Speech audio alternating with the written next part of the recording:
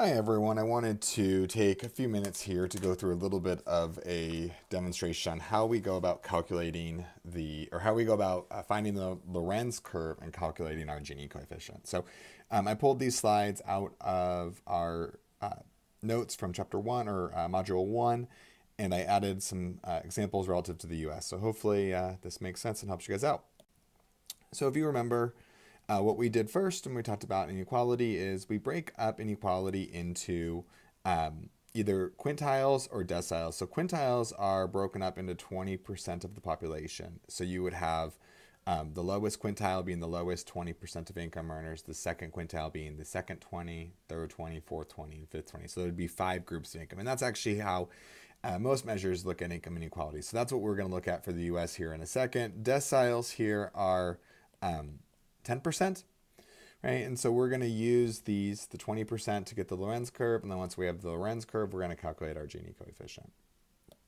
So this should look a little bit like the notes. And what we're really looking at here is we have 20 individuals, and we're going to break these down into deciles and quintiles. And what you can see here is when we break them down, what we really look at is our share of total income. So what we really care about in terms of any inequality is for those in the lowest 10% of the income bracket, how much of the total share of income are they earning? Are they earning 10% or are they earning 1%, right? And then the next 10, what share of income are they earning? So you'll see that here in my example that we do here in a second. But all we're doing here in this column, right, where you see this 5% is here we have 20 individuals. So the first two here, oops, change colors, make this a little bit brighter here, are my first 10%. The next two are my second 10%, and then 10%, right, 10%.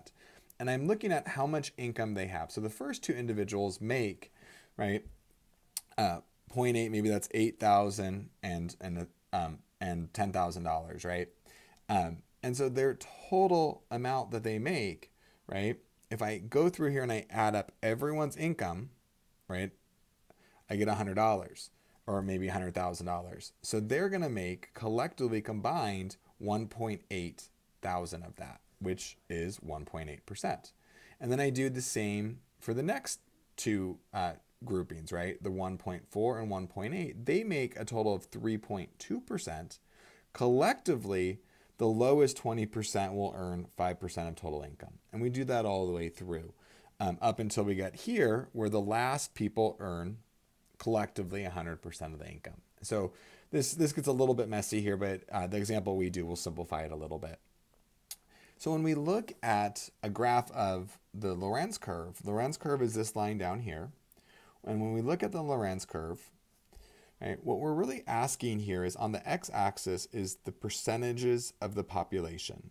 And on the y-axis is the percent of the income. So if 10% of the population has exactly 10% of the income, right, then that's going to be a perfectly equal distribution. If 20% of the population has 20% of the income, right, then everything would lie on this line of equality. Everyone would have the same.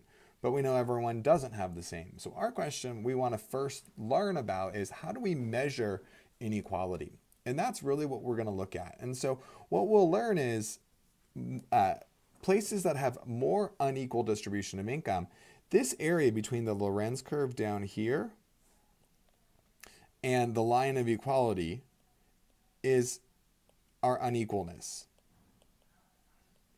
Right? That tells me, right, that this person here, if it were totally equal, would be way up here, right? But instead they're way down here, right? So that's how much the distribution is unequal.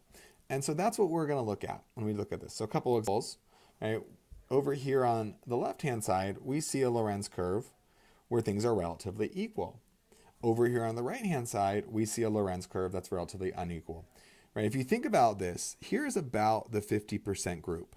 This group way down here, so here is half of your population, right? And half of your population makes what looks to be about 10% of total income.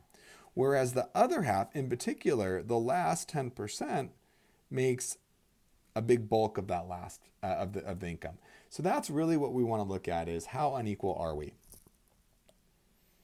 So when we calculate this, we'll have our Lorenz curve, which is this line here. And I'll walk you guys through how we do that here in a second. All right, so we have our Lorenz curve. And then what we're going to end up doing is we have to calculate the area of this. This looks really messy because it's curved lines and stuff, but we'll find out that it's not going to be too bad. But the idea here, when you hear the term Gini coefficient, what it is it's the measure of unequalness. The bigger section A gets, the bigger our Gini coefficient gets. So what we're looking at is what we need to figure out is what the area is of this in our distribution. So we're going to do that for the US here right now. So this is data from the US Census. Always should label your data, which I didn't do. And this is the US income distribution, and it's actually average household, just so everyone knows what data we're working on, income. Okay, so we have average household income in 2 years. We have it for 2015 and 1970.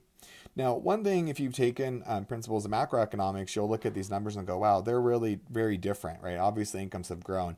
These are nominal. I'm not controlling for inflation. And in this example, I don't really need to control for inflation since we're only curious about looking at the income distribution for a given period of time. So we're not going to worry about the unequalness here. So we're going to start with 2015. So the first step in 2015 is we need to find the cumulative income. So all I'm doing here is I'm taking the lowest fifth and asking what's the total amount of income on average earned. And so we're doing it for quintiles here. We have these in the 20% range, right? But we can think about this as the average person in that quintile earns $12,457. So just assume for simplicity, we have 5 people, right? And each person represents the lowest, the second, the third, the fourth, and then the highest quintile. So then what I look at next is the second quintile. And collectively, right, the first and second have $45,000 of income. Okay, so not a lot. And then I do it for the third. Collectively, 60% of our population have an income of $101,000, right? First person makes $12,000, second person makes $32,000, and then the third makes $56,000. Third household makes $56,000. Do it again for the fourth, right? Now we're getting some big numbers here, right? They make $92,000. So collectively, right, 80%, the first 4 people make $193,000. And then the last person makes $202,000. So this number here, this $396,000, this is an important number, right? That is the total income earned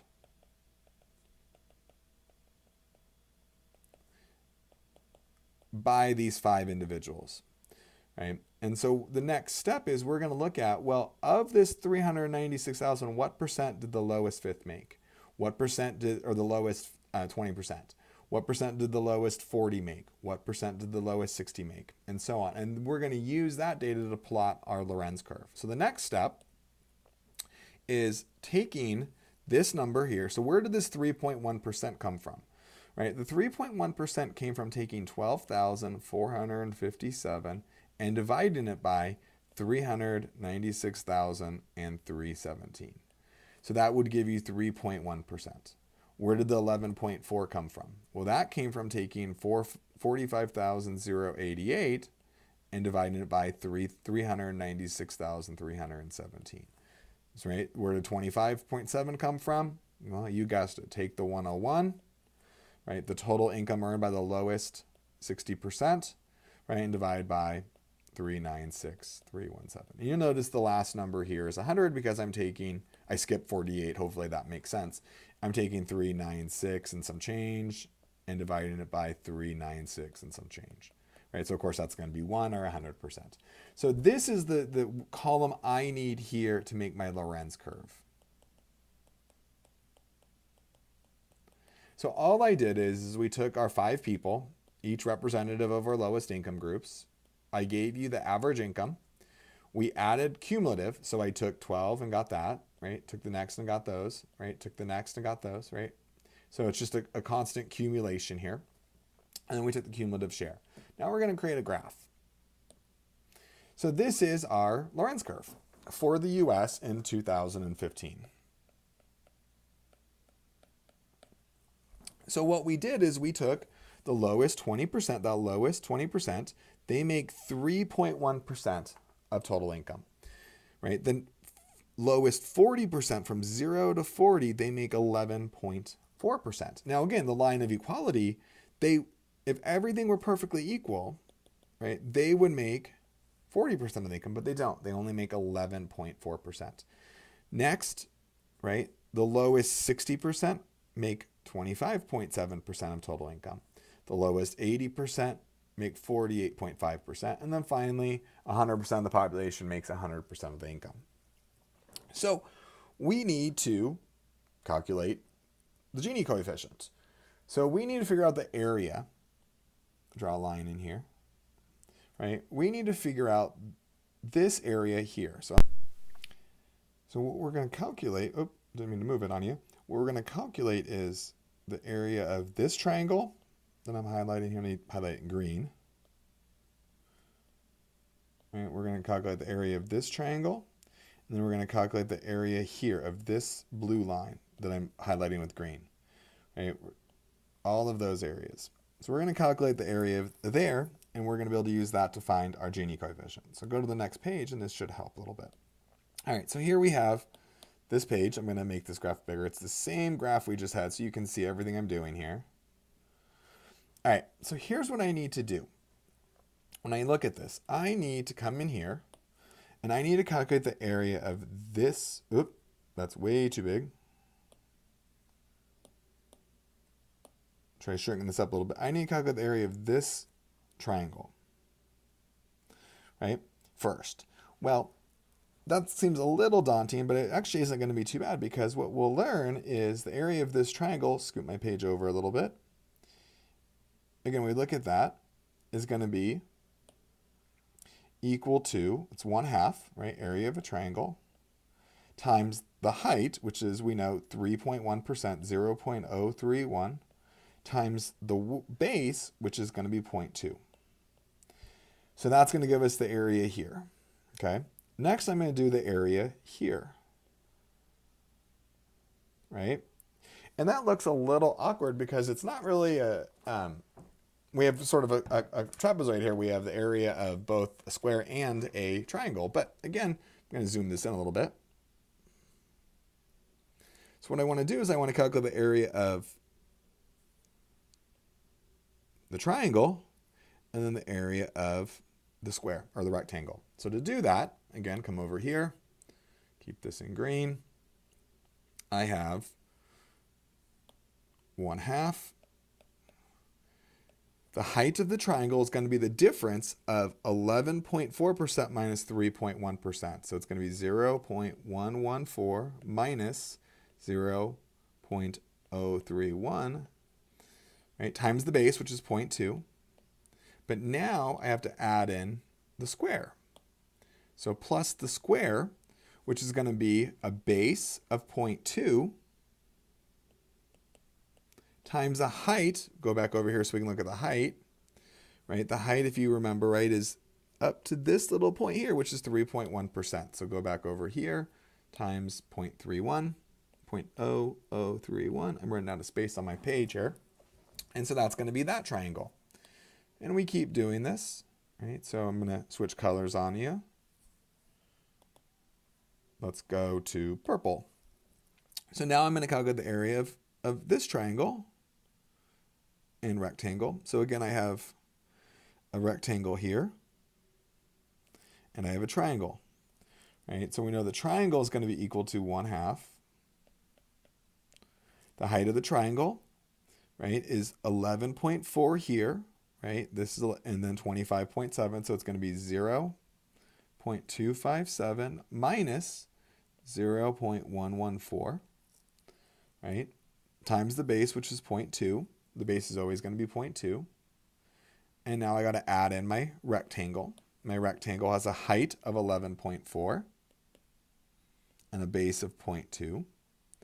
You'll notice that a lot of these numbers will carry over. The 0.31 here moved down here, right? And then moved right here. The 0.114 from here moved down to here and here. So you can already, should be able to figure out, let's go to red, what my next equation is going to be. It's going to be 1/2 times, again, we're calculating this triangle, 0.489 minus 0.257, times 0.2 plus the base 0.2 times 0.257. Right? And we have this area. And then the last one we need, I'm running out of colors. Let's go to a pinkish color. We have to calculate the area of this big triangle, right? A trapezoid. So we have this triangle here, right, which is going to be 1/2. 1, right, 100% is 1, minus 0.489 times 0.2 plus 0.2, right, times 0.489. So we've done all this, right? Kind of messy on my part, I apologize, right? So we have our Gini coefficient. I want to make sure we color that trapezoid in for completeness. So when we do this, if we add up all of these, right? If I add this with this, with this, with this, and get an equals, right? So I'm calculating all of the area here under my Lorenz curve. I'm going to get a total of 0.2784. So that is the sum of my yellow area, my green area, my purple area, my red area, and my pinkish area, right? But I need my Gini coefficient. So my Gini coefficient is a little bit different, right? Remember, our Gini coefficient is the ratio of the area in here. All right, so I need to get the area in there minus the area of the whole triangle. So how do I do that? Well, I know I can easily figure out what the area of this triangle, of the big triangle, is, right? It's got a height of 1, a base of 1, so I take 1/2 of that. So my Gini coefficient, right, to get my area A, I need to take 0.5, which is the area of the big triangle, minus 0.2784 divided by the area of the big triangle, which is 0.5. And when you do that, you get a Gini coefficient of 0.4433. Put a big box around that. So there's not a lot of interpretation of that number by itself. It's just, what's the Gini coefficient for the US? 0.4433. Now, as this number gets bigger, we get more unequal, right? Because this white area here would be getting bigger. So that means more unequalness. So when we look across time or across countries, when we say the US has gotten more unequal in terms of income, what that means is this number has gotten larger. Larger, more unequal. So comparison. Right, let's look at the income distribution from 1970 and compare it to 2015. Have we gotten more unequal or less or more equal, right? So when we look at this, switch to green here, right? We look at our cumulative share and we see here that back in 1970, the lowest fifth had more income than they do today. We see the lowest 40th percent have more income than they do today, right? 11.4 versus 14.8. The lowest 60% have 32% of the income, whereas today they have 25.7, and then 56 to 48. So we would think that our Gini coefficient today is going to be larger than what it was in 1970. We look at a graph of the two, and that sort of confirms that our area here, right, this area here in between these two lines, the green line there is the Lorenz curve for 1970, and the blue line is the Lorenz curve for 1915, right? That's how much more unequal we've gotten. So we know the Gini coefficient here was 0.4439, and we could repeat this whole exercise, and maybe I'll have you do it on a homework for 1970. But the key here for 1970 is this Gini coefficient for 1970 is 0.37. So we can see that the U.S. income has gotten more unequal, distribution has gotten more equal comparing between 1970 and 2015. This is sort of confirming what we already know.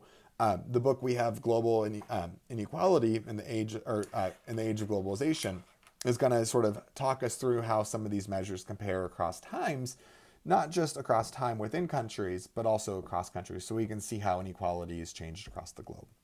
So hopefully this helps to understand a little bit more about income inequality, how we find the Lorenz curve, and go about calculating the Gini coefficient.